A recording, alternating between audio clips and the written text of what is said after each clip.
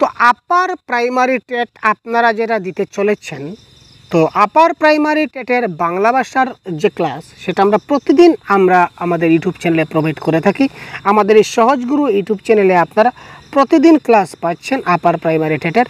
ঠিক আছে ভাই, প্রতিদিন আমরা ক্লাস দিতে থাকব। তো আজকে আমরা যে বিষয় নিয়ে আলোচনা করব, দেখুন কনসেপ্ট ইজ পাওয়ার। প্রথমে কনসেপ্টটাকে ভালো করে বুঝতে হবে, তারপরে আমরা এমসিকিউ সলভ করব। তো আজকে আমরা এই ভাষা শিক্ষাদানের বিভিন্ন পদ্ধতি নিয়ে আমরা একটু কনসেপ্ট নিয়ে আমরা একটু আলোচনা করার চেষ্টা করব, জানার চেষ্টা করব, বোঝার চেষ্টা করব। এবং প্রতিদিন আমাদের এই চ্যানেলে আপনাদের আপার প্রাইমারি টেটের ক্লাস চলছে, প্রতিদিন ফ্রিতে আপনারা ইউটিউবে দেখতে পাবেন। ঠিক আছে, তো আপনারা যদি নতুন হয়ে থাকেন অবশ্যই চ্যানেলটা সাবস্ক্রাইব করে সাথে থাকবেন। ক্লিয়ার? আর কোনো কিছু জানতে গেলে, বিশেষ কিছু প্রয়োজন যদি মনে করেন, তাহলে অবশ্যই কমেন্ট বক্সে জানাবেন। তো চলুন এবার আমরা মূল ক্লাসে যাই। তো আজকে আমরা একটা কনসেপ্টের ক্লাস নিয়ে এসেছি। তো আজকের যে কনসেপ্টের ক্লাস, তো এই ক্লাসটা একটু ছোটো ক্লাস হবে।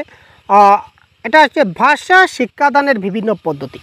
তো ভাষা শিক্ষাদানের অনেকগুলো পদ্ধতি আছে, অনেক ম্যারাথন ক্লাস আমরা দেব। আজকে জাস্ট একটু হাইলাইট করে দিচ্ছি আপনাদের, খুব সংক্ষেপে ক্লাসটা আজকে দেখিয়ে দেব। ঠিক আছে, তো এই যে ভাষা শিক্ষাদানের বিভিন্ন পদ্ধতি, ভাষা শিক্ষাদানের পদ্ধতিগুলো আসলে কি এবং কি কি পদ্ধতি মানে মেইনলি কাজ করে এবং কোন কোন জায়গা থেকে আমাদের পরীক্ষায় প্রশ্ন আসে, এই জিনিসগুলো আজকে একটু হাইলাইট করে দেব আপনাদের। এবার দেখুন, এটা কি বলেছে, বাংলা ভাষা সাহিত্যে শিক্ষাদানের বেশ কিছু প্রচলিত পদ্ধতি আছে। যখনই আমরা বাংলা ভাষা সাহিত্য, যখন আমরা বাংলা ভাষায় যখন সাহিত্যে আমরা যখন শিক্ষাদান করতে যাই, তখন তার বেশ কিছু কিন্তু পদ্ধতি আছে, প্রচলিত পদ্ধতি আছে। এই পদ্ধতিগুলির মধ্যে অধিকাংশ ক্ষেত্রে শিক্ষক শিক্ষিকার ভূমিকায় কিন্তু প্রধান। ঠিক আছে না? বাংলা ভাষা শিক্ষাদান কে করে? শিক্ষক শিক্ষিকাই তো ভাষা শিক্ষাদান করে। শিক্ষা দান কে করে? শিক্ষা দান মানে কি? শিক্ষা দেওয়া। তো শিক্ষাটা কে দেয়? শিক্ষাটা 100% আমরা বলতে পারি যে শিক্ষা একজন টিচারে দেবেন। ক্লিয়ার ভাই? তো যখন টিচারে শিক্ষাদান দেবেন, তখন তো টিচারই প্রধান ভূমিকা পালন করবেন, তাই না? আচ্ছা, তারপরের পয়েন্ট কি বলেছে আমরা দেখি। তবে কিছু পদ্ধতি আছে যেখানে শিক্ষক শিক্ষিকা শিক্ষার্থীদের সাহায্যে সম্পূর্ণ প্রক্রিয়াটিকে কার্যকরী করে থাকেন, যেটাকে বলে সহযোগিতামূলক শিক্ষণ। আমরা আস্তে আস্তে আসছি, একটা মিনিট। যার দ্বারা শিক্ষার্থীদের আগ্রহ, সৃজনশীলতা এবং চিন্তা শক্তি বৃদ্ধি পায়। শুধুমাত্র লেকচার মেথডে আমরা কিন্তু শিক্ষাদান দেব না। লেকচার মেথড ইজ ক্যান্সেল, মনে রাখবেন। লেকচার মেথডে আমরা কখনো শিশুদের শিক্ষাদান দেব না।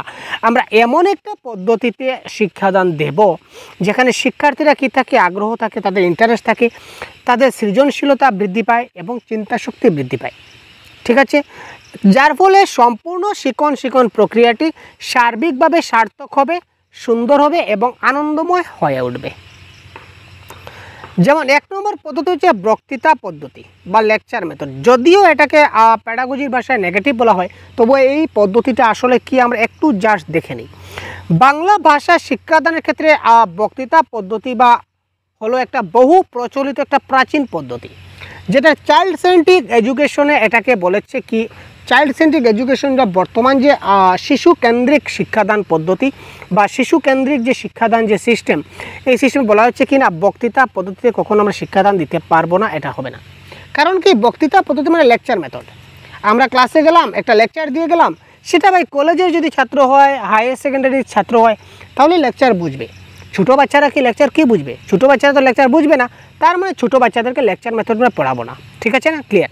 তো বাংলা ভাষা শিক্ষাদানের ক্ষেত্রে এই পদ্ধতি ছিল, কখন ছিল? একটা বহু প্রচলিত পদ্ধতি। এই পদ্ধতিতে শিক্ষক বা শিক্ষিকা কোনো নির্দিষ্ট সময় একত্রে অনেক শিক্ষার্থীকে শেখানোর সুযোগ পান। এটার পজিটিভ সাইড যদি আমরা একটু দেখি, তাহলে অনেকগুলা একটা ক্লাসে ধরে নিন, একটা ক্লাসে 50 জন 60 জন ছাত্র আছে, তো সবাইকে একসঙ্গে তিনি এক লেকচারে তিনি সবাইকে কী করলেন, তিনি বুঝিয়ে দিলেন, সবাইকে বুঝাতে পারলেন। তো সবাই আদৌ বুঝলো কি বুঝলো না সেটা আপনি কী করে বুঝলেন? প্রাইমারি বাচ্চা তো, একটু বুঝতে হবে। আচ্ছা, কোনো বিষয়কে তিনি অনেকের সম্মুখে বক্তৃতার মাধ্যমে উপস্থাপিত করতে পারেন। যে কোনো বিষয়, যে কোনো টপিককে তিনি লেকচারের মাধ্যমে এই ছাত্রদের সামনে তিনি কী করতে পারেন, উপস্থাপিত করতে পারেন। এই বক্তৃতা ভিত্তিক যে পদ্ধতি বা লেকচার মেথড, যে এই লেকচার মেথডের কিছু বৈশিষ্ট্যগুলো আমরা দেখে নিই বা ক্যারেক্টারিস্টিক্সগুলো আমরা দেখে নিই বা ফিচার্সগুলো দেখে নিই। এটি একটি শিক্ষক কেন্দ্রিক পদ্ধতি, এটা হচ্ছে টিচার সেন্ট্রিক মেথড। এটা হচ্ছে একমুখী পদ্ধতি। অর্থাৎ একমুখী পদ্ধতি মানে কি, এখানে ছাত্ররা কোনো ভূমিকা পালন করবে না। আর পেডাগজিতে বলেছে কি ছাত্ররা ভূমিকা পালন করতে হবে, ছাত্ররা অ্যাক্টিভ রোল, ছাত্ররা সক্রিয় হতে হবে। তো এটা হচ্ছে ঠিক তার বিপরীত, একমুখী। অর্থাৎ শিক্ষক শুধুমাত্র উনি বলে যাবেন, ছাত্র কিন্তু কোনো কিছু বলবে না, শুধুমাত্র শিক্ষকই বলতে হবে। ক্লিয়ার? এটা হচ্ছে একমুখী পদ্ধতি। শিক্ষার্থীর স্বাধীন মত প্রকাশের সুযোগ থাকে না, শিক্ষার্থীরা কোনো মতামত প্রকাশ করতে পারে না। স্যার আমি বুঝতে পারিনি, স্যার আমার এখানে সমস্যা হচ্ছে, এদের কোনো কিছু তারা বলতে পারে না। শিক্ষার্থীর কোনো প্রকার স্বাধীনতা নেই। ইয়েস, এটি কথন নির্ভর শিক্ষণ পদ্ধতি। কথন নির্ভর মানে স্পিকিং বেসড। অর্থাৎ একজন টিচার যত ভালো করে লেকচার দিতে পারবেন সেটা তার কথনের দক্ষতার উপর নির্ভর করে। শিক্ষার্থীর সৃজনশীলতা বৃদ্ধির পক্ষে এটা উপযুক্ত নয়। এই যে লেকচার মেথডে বা বক্তৃতা পদ্ধতিতে যদি আমরা শিক্ষাদান করি, তাহলে শিক্ষার্থীর মধ্যে যে ক্রিয়েটিভিটি ডেভেলপমেন্ট সেটা কিন্তু হয় না। আর এই পদ্ধতিতে মূল্যায়নের নীতিও কাজ করে না। তো সব দিক দিয়ে আমরা দেখলাম যে বক্তৃতা পদ্ধতির মাধ্যমে আমরা ছোট্ট শিশুদের আমরা পাঠদান করাতে আমরা পারি না। যদিও আমরা মেথডটা নিয়ে আলোচনা করতে হয়, তাই আপনার জানা দরকার, প্রশ্ন আসতে পারে যে বক্তৃতা পদ্ধতি বা লেকচার মেথড সেটা নিচের বক্তৃতা পদ্ধতি সম্বন্ধে নিচের কোনটি সঠিক। এই দেখুন নিচের কোনটি সঠিক, এই দেখুন নিচের কোনটি সঠিক। ঠিক আছে না? ক্লিয়ার? তারপর হচ্ছে আলোচনা পদ্ধতি বা ডিসকাশন মেথড। আলোচনা বলতে কি বোঝায় ভাই? আলোচনা বলতে আমরা কি বুঝি? আলোচনা বলতে আমরা বুঝি পারস্পরিক মত বিনিময়ের প্রক্রিয়াকে বোঝানো হয়। যেমন আপনি আমার সঙ্গে আলোচনায় বসলেন, আপনি আমার সঙ্গে একবার আসবেন, দুজনে বসে একটু আলোচনা করব। তার মানে কি, কোনো একটা বিষয় নিয়ে আপনি আপনার মত প্রকাশ করবেন, আমি আমার মত প্রকাশ করব। যদি এখানে দুজনের মধ্যে কিছু সমস্যা হয়, তাহলে কোনো একটা রাস্তা বের করব সেটা সমাধানের জন্য। ঠিক আছে? দ্যাট ইজ কল আলোচনা, ইন্টারাকশন হবে আপনার আমার। ঠিক আছে? তো বক্তৃতা পদ্ধতির তুলনায় এই পদ্ধতি অপেক্ষাকৃত অনেক উন্নত। অর্থাৎ লেকচার মেথডের চেয়ে এই আলোচনা পদ্ধতিটা অনেক ভালো। এই আলোচনা পদ্ধতিতে আমরা শিশুদেরকে বাংলা ভাষার শিক্ষাদান দিতে পারি। এটি একটি দলগত শিক্ষণ পদ্ধতি, একা একা কিন্তু এটা সম্ভব নয়। আজকে আমি কি একা আলোচনা করতে পারবো? আমি একা এখানে বসে আছি, আমি কি আলোচনা করতে পারছি? না। আলোচনা করতে গেলে আমাকে আপনাদের দরকার লাগবে, যে কোনো একজনকে তো দরকার লাগবে। সে আলোচনা দুজন মিলেও করতে পারি, আবার 20 জন মিলেও করতে পারি। ঠিক আছে, তাই না? 10 জন মিলেও করতে পারি তো। অর্থাৎ এই বক্তৃতা পদ্ধতি একটা দলগত শিক্ষণ পদ্ধতি। ক্লিয়ার? আলোচনা পদ্ধতিটা হচ্ছে একটা কি দলগত শিক্ষণ পদ্ধতি। বিষয়কে বিবৃতির আকারে গ্রহণ করা হবে। এই বিষয়টাকে একটা বিবৃতির আকারে, আর বিবৃতি মানে কি, কথন বা অ্যাজারশন। আমরা অ্যাজারশন হিসেবে দিলাম, তারপরে একটা রিজন বের করলাম। ক্লিয়ার? সমাধান বের করলাম। শিক্ষার্থীরা আলোচনায় অংশগ্রহণে উৎসাহিত বোধ করে। সবচেয়ে বড় কথা হচ্ছে শিক্ষার্থীরা কি করে, তারা আলোচনায় অংশগ্রহণে উৎসাহ প্রকাশ করে। ঠিক আছে? চলো আজকে আমরা আচ্ছা একটা উদাহরণ আমি দিই। যদি আমরা ক্লাসে গিয়ে বলি, চলো এবার আমরা এই চ্যাপ্টারটা বের করো, এই চ্যাপ্টার থেকে আজকে আমরা পড়ব, ছাত্ররা বেশি মজা পাবে না যদি বলুন চলো আজকে সবাই মিলে একটা গল্প করি, সবাই যার গল্প বলো তো। এই যে আমরা শিক্ষার্থীকে গল্প বলছি সেটাও তো আলোচনা। আর এই ধরনের টেকনিকে যদি আমরা বোঝাই, তাহলে ছাত্ররা কি করতে পারবে, খুব ভালো করে বুঝতে পারবে। আলোচনা পদ্ধতিতে ছাত্রদের আমরা উৎসাহিত করতে পারি, এবং যার কারণে তারা কী করে, উৎসাহিত বোধ করে। তো এই আলোচনা পদ্ধতির কী কী সুবিধা রয়েছে আমরা একটু দেখে নিই। শিক্ষার্থীরা সক্রিয়ভাবে অংশগ্রহণ করে, তারা অ্যাক্টিভলি পার্টিসিপেট করে। বড়িয়া ভাই। শিক্ষার্থীর স্বাধীন মত প্রকাশ এবং চিন্তনের সুযোগ থাকে কিনা, থাকে না। আজকে ধরে নিন এখানে আমি টিচার, এখানে টিচার আছি, আর এখানে আমি টিচার, এখানে টি, আর এখানে হচ্ছে স্টুডেন্ট 1, স্টুডেন্ট 2, স্টুডেন্ট 3। আমরা সবাই একত্রে বসে আছি, বসে আপনারা আলোচনা করছি। ঠিক আছে? তো শিক্ষার্থীরা ডাইরেক্ট আমার সঙ্গে কথা বলতে পারছে কিনা, না পারছে। তারপরে অ্যাক্টিভলি পার্টিসিপেট, সক্রিয়ভাবে অংশগ্রহণ হচ্ছে। স্বাধীন মত প্রকাশ এবং চিন্তনের সুযোগ। যেখানে আমরা পড়ছি না, এখানে আমরা পড়াশোনা করছি না, তো এখানে আমরা কী করছি, গল্প করছি, আলোচনা করছি। তো আলোচনা করছি মানে আমি একটা কথা বললাম, তো আমার 2 নম্বর ছাত্র সে যদি কিছু না বুঝে থাকে, তাহলে স্যার এই যে বললেন এটা ঠিক বুঝতে পারলাম না, এটা যদি একটু ক্লিয়ার করুন। তার মানে সে স্বাধীনভাবে তার মত প্রকাশ করেছে। ঠিক আছে? বা সে বলতে পারে না স্যার, না স্যার এটা তো এরকম না, সেটা এরকম হলে আরও ভালো হতো স্যার। সেটা নিজের মত প্রকাশ করলো। ঠিক আছে না? ক্লিয়ার? এখানে তার এই যে মত প্রকাশ করলো, মতটা কোথা থেকে আসলো? নিশ্চয় তার মাথা থেকে, চিন্তা থেকে তার মতটা আসছে। ক্লিয়ার না? সামাজিক পরিবেশের সৃষ্টি হবে, সামাজিক পরিবেশ। এবার আমরা একসঙ্গে 4 জন 5 জন 6 জন যদি একসঙ্গে বসি তাহলে একটা সোশিয়াল একটা ইন্টারাকশন হবে কি না হবে না? সবার মধ্যে একটা সামাজিক মিথস্ক্রিয়া হবে কি না হবে না? আমরা একসঙ্গে যদি একজন টিচারের সঙ্গে আমরা একই জায়গায় যদি আমরা অনেকজন ছাত্র একসঙ্গে যদি বসবাস করি, যদি আমরা আলোচনা করি, তাহলে একটা সামাজিকতার একটা প্রভাব পড়বে কি না পড়বে? নিশ্চয়ই পড়বে। তার মানে সামাজিক পরিবেশের সৃষ্টি হবে। এটা একটা সংশোধনমূলক পদ্ধতি, ডাইরেক্ট এখানেই সংশোধন হয়ে যাবে। কীভাবে? যেমন আমরা গল্প বললাম, তো আমরা একটা গল্প বললাম, একটা আলোচনা আমরা করতে যাচ্ছি একটা যে কোনো একটা টপিক নিয়ে, ঠিক আছে? তো যে কোনো একটা টপিক নিয়ে আমি হলাম টিচার, আমার ছাত্র 1, ছাত্র 2, ছাত্র 3, ছাত্র 4। তো 3 নম্বর ছাত্রটা আমার আলোচনা শোনার পর একটা প্রস্তাব দিল যে স্যার এটা যদি এরকম করি তাহলে কেমন হয়। তো আমি দেখলাম যে না, এটা তো আসলে ঠিক না, এটা সে ভুল মানে ব্যাখ্যা দিচ্ছে। তখন আমি সঙ্গে সঙ্গে তাকে বলতে পারি, না না তোমার সঙ্গে সঙ্গে না, একটু পর তারটা বলার পরে, হ্যাঁ তুমি বলেছো ঠিক আছে, কিন্তু এটা দেখো, এটা করলে এই ধরনের সমস্যা হবে, ঠিক আছে? তো আমরা যদি এটা এরকম না করে যদি এইরকম করি তাহলে কিন্তু আরও ভালো হবে। ডাইরেক্ট তোমার এটা হয়নি, তোমার এটা কখনো হচ্ছে না, তুমি জীবনে পারবে না, তুমি গাধা, তুমি গর্দভ, তোমার দ্বারা কোনো কিছু হবে না। এই ধরনের শব্দগুলো আমরা কখনো ছাত্রদের সামনে ব্যবহার করব না, ছাত্রদের ইউজ করব না, যার ফলে ছাত্রদের কি হয়, তার ব্রেইনে এফেক্ট হয়, তার মান সম্মানের হানি হয়, যার ফলে তার শিক্ষণ প্রক্রিয়ায় বাধা সৃষ্টি করে। ভাই এই জিনিসগুলো একটু মাথায় রাখুন। তো আমরা সঙ্গে সঙ্গে কী করতে পারলাম, সংশোধন করতে পারলাম, এবং শিক্ষক এবং শিক্ষার্থীর মধ্যে একটা নিবিড় সম্পর্ক স্থাপন হয়। স্থাপন হলো কিনা না?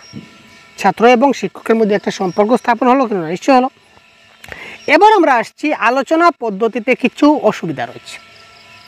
সুপরিকল্পনার অভাব। আমরা উইদাউট প্ল্যানিংয়ে আলোচনায় বসছি, কে কী কথা বলবে কে জানে।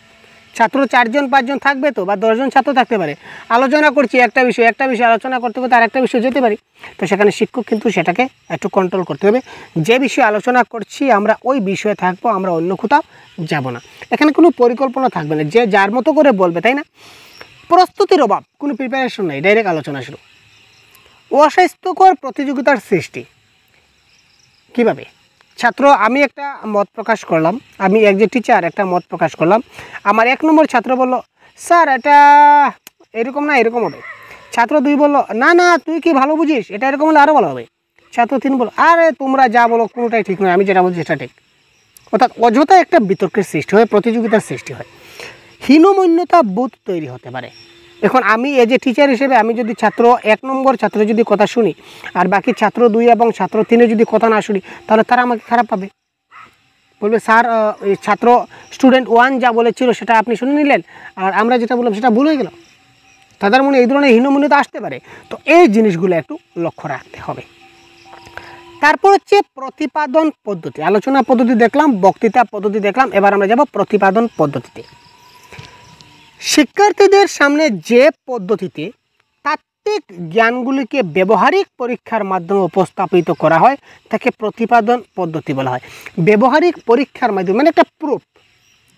আমরা শুধুমাত্র হাওয়ায় আমরা বলি না, আরে ভাই হাওয়ায় বাদ করিস না, কিছু একটা প্রমাণ তো দে, সবুত দে। তো হাওয়ায় বাদ করলে হয় না, অর্থাৎ প্রমাণ সহকারে যদি আমরা কোনো কিছু একটা দেখাতে পারি, তো এই যে পদ্ধতিতে আমরা প্রমাণ সহকারে কিছু একটা দেখাতে পারি সেটা হচ্ছে প্রতিপাদন পদ্ধতি। শিক্ষার্থীর দক্ষতা বিকাশে এই পদ্ধতিটা খুবই কার্যকরী, কারণ তার একটা প্রমাণ সে পেয়ে গেল। যেমন সায়েন্সের ক্ষেত্রে, যে কোনো সায়েন্স, ঠিক আছে, H2O মানে হচ্ছে জল, হাইড্রোজেন ডাবল পরিমাণে এবং অক্সিজেন সিঙ্গল পরিমাণে দিয়ে যদি মিশ্রিত করি তাহলে জল সৃষ্টি হয়, ঠিক আছে না? তো এটা যদি প্রমাণ সহকারে যদি সে দেখতে পারে পরীক্ষার মাধ্যমে, তখন তার মধ্যে সেই জিনিসটা দৃঢ়ভাবে শক্ত হবে।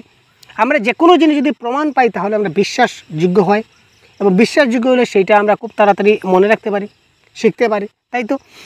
এই পদ্ধতিতে শিক্ষার্থীদের সামনে কোনো বিষয়বস্তুর প্রকৃতি অনুসারে কোনো বস্তু নির্বাচন করে দেখানো হয়। বিজ্ঞান পঠন পাঠনের ক্ষেত্রে এই পদ্ধতিটা বেশি কার্যকরী। আমি আগে বলেছিলাম না যে সায়েন্সের ক্ষেত্রে যে প্র্যাকটিক্যাল নলেজ তারা পাবে, প্র্যাকটিক্যাল কোথায় পাবে? সায়েন্সের ক্ষেত্রে। তো এই বিজ্ঞান পঠন পাঠনের ক্ষেত্রে এই বিষয়টা যদিও বেশি কার্যকরী হলেও বর্তমানে ভাষা শিক্ষার ক্ষেত্রেও এই পদ্ধতিকে বিভিন্নভাবে কাজে লাগানো হচ্ছে। বিভিন্নভাবে আমরা ভাষা শিক্ষার ক্ষেত্রেও আমরা কিছুটা প্রমাণ সহকারে আমরা তাদেরকে বোঝাতে পারি। এটাকে বলা হয় কি প্রতিপাদন পদ্ধতি, অর্থাৎ প্রুফ লাগে, প্রুফ ছাড়া কোনো কিছু সম্ভব না, প্রমাণ চাই। কোনো কিছু দেখানোর মাধ্যমে শিক্ষাদান। প্রতিপাদন পদ্ধতি মানে কোনো কিছু দেখানোর মাধ্যমে শিক্ষাদান, অর্থাৎ আমরা সামনে কোনো একটা অবজেক্ট রাখলাম, তারপর এই অবজেক্টের ভিত্তিতে তাকে শিক্ষাদান করলাম, দ্যাট ইজ কল্ড প্রতিপাদন পদ্ধতি। কোনো ধারণা বা নীতিকে স্পষ্ট করে তোলা। শিক্ষার্থীর পর্যবেক্ষণের সুযোগ পায়। শিক্ষার্থীরা পর্যবেক্ষণ বুঝলেন তো, মানে পর্যবেক্ষণ করার শিক্ষার্থী এখানে সুযোগ পাচ্ছে। স্যার আমি একটু দেখি, ভালোভাবে দেখি, সে ভালোভাবে দেখার সুযোগ পাচ্ছে, বুঝার সুযোগ পাচ্ছে। পর্যবেক্ষণের ভিত্তিতে তারা সিদ্ধান্তে প্রকাশের সুযোগ পাবে। ওহো স্যার এইভাবে হয়, তো এবার বুঝলাম, তো তার মানে আমরা যদি এইভাবে করি তো সেইভাবে হবে। একটা থেকে আরেকটা আসলো, মানে ক্রিয়েটিভিটি চলে আসলো। বিশেষ করে এটা সায়েন্সের ক্ষেত্রে হয়, কিন্তু ভাষা শেখার ক্ষেত্রে আমরা চাইলে কিন্তু সেটাকে কার্যকরী করতে পারি। শিক্ষার্থীর জ্ঞান দীর্ঘস্থায়ী হয়, সেটা আগে বলেছিলাম। প্রমাণ সহকারে আমরা যে কোনো জিনিস যদি শিখি কিংবা বুঝি বা কিংবা দেখি, তাহলে সেই জিনিসটা আমাদের অনেক দিন আমাদের মনে থাকে। ঠিক আছে, প্রমাণ চাইবেই, প্রুফ। তারপর হচ্ছে তুলনামূলক পদ্ধতি, কম্পারেটিভ মেথড। বাংলা ভাষা শিক্ষার ক্ষেত্রে তুলনামূলক পাঠদান হচ্ছে খুবই গুরুত্বপূর্ণ। এই পদ্ধতিতে পাঠদানের ক্ষেত্রে বৈচিত্র্য আসে, শিক্ষার্থীরা পাঠে আগ্রহ বোধ করে। এই শিক্ষাদানের ক্ষেত্রে একটা বৈচিত্র্য আসবে, অর্থাৎ বৈচিত্র্যপূর্ণ শ্রেণীকক্ষ যেখানে বলেছিলাম যে বৈচিত্র্য আসবে, বিভিন্ন ডাইভার্সিটি আসবে, বিভিন্ন সমস্যা আসবে, বিভিন্ন অ্যাঙ্গুল আসবে। তো শিক্ষার্থীরা এই ধরনের পাঠে কী করবে, আগ্রহ বোধ করবে। এটা গুরুত্ব কতটুকু রয়েছে। শিক্ষার্থীর চিন্তা শক্তি বৃদ্ধিতে সাহায্য করে। তুলনামূলক মেথডে কী হয়, শিক্ষার্থীর চিন্তা শক্তি বৃদ্ধিতে সাহায্য করবে। সমভাবধর্মী রচনা অনুসন্ধানে শিক্ষার্থীদের উৎসাহিত করা যায়। তোমার মনের মধ্যে যা আছে তুমি তা লেখো, ঠিক আছে। বিভিন্ন ভাষায় বিভিন্ন পুস্তক পড়তে উৎসাহিত করে। সমধর্মী বিভিন্ন লেখায় তারতম্য বুঝতে সাহায্য করে। ক্লিয়ার। তারপর আজকের যেটা লাস্ট আমরা যেটা দেখব, এটা হচ্ছে সক্রিয়তা ভিত্তিক পাঠদান পদ্ধতি। আরও অনেকগুলো পদ্ধতি রয়েছে, সেগুলো নিয়ে আমি পরবর্তী সময় ম্যারাথন ক্লাস আপনাদের দেব। আজকে আমি আগে বলেছিলাম, জাস্ট একটা হাইলাইট আপনাদের দিতে চলেছি। সক্রিয়তা ভিত্তিক পাঠদান পদ্ধতি। আধুনিক শিক্ষণ পদ্ধতির অন্যতম হল সক্রিয়তা ভিত্তিক শিক্ষাদান পদ্ধতি। এনসিএফ 2005 এই পদ্ধতির মাধ্যমে শিক্ষার উপর গুরুত্ব দিয়েছে, অর্থাৎ অ্যাক্টিভিটি বেসড শিক্ষাদান। সক্রিয়তা ভিত্তিক মানে অ্যাক্টিভিটি বেসড, কাজের মাধ্যমে শেখা। যে শিক্ষার্থীরা যখন কাজের মাধ্যমে শিখবে, তখন সেই শিক্ষণটা তার কাছে কী হবে, স্থায়ী হবে। এই কথা হচ্ছে মুদ্রা কথা। এখানে প্রাসঙ্গিক পদ্ধতি বা কেস স্টাডি পদ্ধতি, অনুকৃতি পদ্ধতি বা ভূমিকা পালন, এই ধরনের আমরা করতে পারি। এই ধরনের মাধ্যমে আমরা এই যে সক্রিয়তা ভিত্তিক অ্যাক্টিভিটি মানে একটা মানে কার্যাবলী, তো বিভিন্ন ধরনের কার্যাবলী করতে পারি, যেমন প্রাসঙ্গিক পদ্ধতি, তারপর তারা কেস স্টাডি করতে পারি ছাত্রদের, অনুকৃতি পদ্ধতি। এই যে কেস স্টাডি কী, অনুকৃতি কী, প্রাসঙ্গিক কী, এই নিয়ে আমরা পরবর্তী ডিটেলসে আলোচনা করব। তো তার বৈশিষ্ট্যটা কি আমরা সর্বশেষ দেখে নিই। শিক্ষার্থীরা সক্রিয়ভাবে অংশগ্রহণ করার সুযোগ পায়। যেখানে সক্রিয়তা ভিত্তিক পাঠদান চলছে, এখানে শিক্ষার্থীরা অ্যাক্টিভলি পার্টিসিপেট করতেই হবে। যদি অ্যাক্টিভলি পার্টিসিপেট না করে, তাহলে সে অ্যাক্টিভলি পার্টিসিপেট কী করে বললাম আমরা, শিক্ষার্থীদের সার্বিক বিকাশ ঘটে, শিক্ষার্থীদের অলরাউন্ড ডেভেলপমেন্ট এখানে ঘটবে। ভালো শিক্ষণ পরিবেশ তৈরি হবে, শিক্ষণের পরিবেশ এখানে ভালো তৈরি হবে, কারণ অ্যাক্টিভলি সক্রিয়তা ভিত্তিক অ্যাক্টিভিটি বেসড, সে কাজের মাধ্যমে শিখছে। তো কাজের মাধ্যমে শিখলে তার শিক্ষণটা ভালো হবে, পরিবেশটা ভালো হবে। নিজেদের সামর্থ্য অনুযায়ী শিক্ষার্থীরা কাজ করতে পারবে। যেমন আমি কাগজ দিয়ে একটা নৌকা বানিয়ে দিলাম, এবার তোমরা সবাই নৌকা বানাও।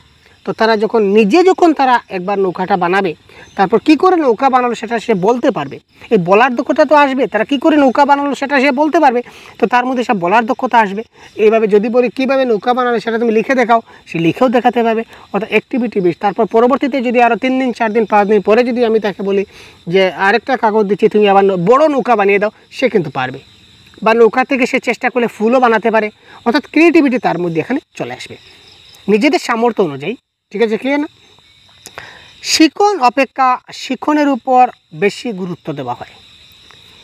কীভাবে শিক্ষা দান করছি এটার থেকে শিশুটা কি শিখছে সেটার উপরে বেশি গুরুত্ব দেওয়া হয়। এই শিক্ষণ মানে হচ্ছে টিচিং, এটা মনে রাখবেন। এই শিক্ষণ মানে হচ্ছে টিচিং, আর এই যে শিক্ষণ মানে হচ্ছে লার্নিং। তো শিক্ষা দানের চেয়ে ছাত্ররা কি শিখতে পারছে সেটার উপর বেশি গুরুত্ব দেওয়া হয় এই পদ্ধতিতে।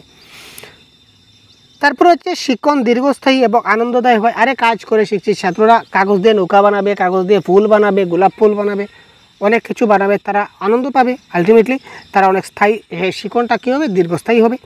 শিক্ষার্থীর আত্মমূল্যায়নে তারা নিজেকে নিজে মূল্যায়ন করতে পারবে। কীভাবে?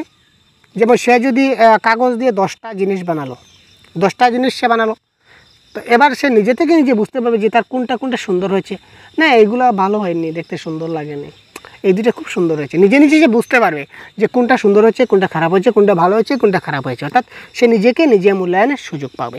ক্লিয়ার? তো আজকে সংক্ষিপ্তভাবে আমরা এই যে টপিকটা রয়েছিল আমাদের, যে টপিকের নাম হচ্ছে ভাষা, অর্থাৎ ভাষা শিক্ষাদানের বিভিন্ন পদ্ধতি, এই ছোট্ট টপিক নিয়ে আমরা একটু আলোচনা করলাম। তো পরবর্তী ক্লাসে আমরা তারা ডিটেলস ম্যারাথন ক্লাস আমরা দিয়ে দেবো। সুতরাং সাথে থাকুন, নতুন হলে চ্যানেলকে সাবস্ক্রাইব করে আমাদের সাথে থাকবেন, পরবর্তীতে এই ধরনের রেগুলার ক্লাস আপনারা পেয়ে যাবেন। ঠিক আছে ভাই, ধন্যবাদ, জয় হিন্দ।